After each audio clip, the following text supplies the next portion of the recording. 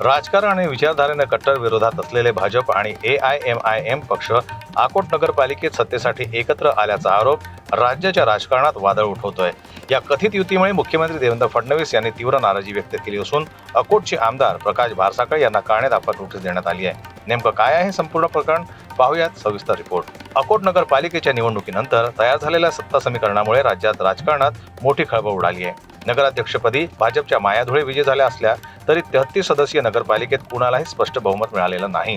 भारतीय जनता पक्ष 11, काँग्रेस 6, AIMIM 5, वंचित 1, राष्ट्रवादी अजित पवार 1, राष्ट्रवादी शरद पवार 1, शिवसेना ठाकरे गट 2, शिवसेना शिंदे गट 1, प्रहार जनशक्ती 1 अशा परिस्थितीत सत्ता स्थापनेसाठी अकोट विकास मंच या नावानं नवीन आघाडी स्थापन करण्यात आली। विशेष म्हणजे या मंचात भाजपसोबत AIMIMचे 5 नगरसेवक सहभागी असल्याचं समोर आलंय।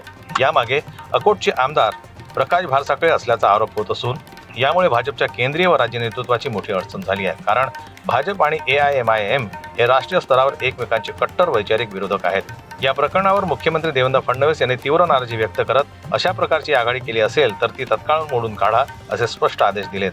त्यानंतर भाजप प्रदेशाध्यक्ष रवींद्र चव्हाण यांनी आमदार प्रकाश भारसाखळे यांना कारणे दाखवा नोटीस बजावली असून पक्षाच्या ध्येय धोरणाला तडा जाणाऱ्या या प्रकारावर खुलासा मागवण्यात आला आहे। दरम्यान AIMIMनं भाजपसोबत युती केल्याचा ठामपणे इन्कार केला आहे। पक्षाचे प्रदेश उपाध्यक्ष युसुफ पुंजानी यांच्या स्वाक्षरीनं अकोट विकास मंचला पत्र पाठवून आमच्या नगरसेवकांनी दिलेला पाठिंबा विनाअट परत घेत आहोत असं स्पष्ट करण्यात आलंय।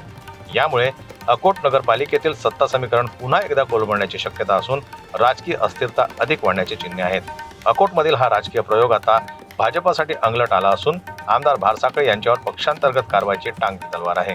भाजप AIMIM कथित युतीमुळे राज्याच्या राजकारणात निर्माण झालेला हा पेच आता कुठल्या वळणावर जातो याकडे सगळ्यांचं लक्ष लागलंय।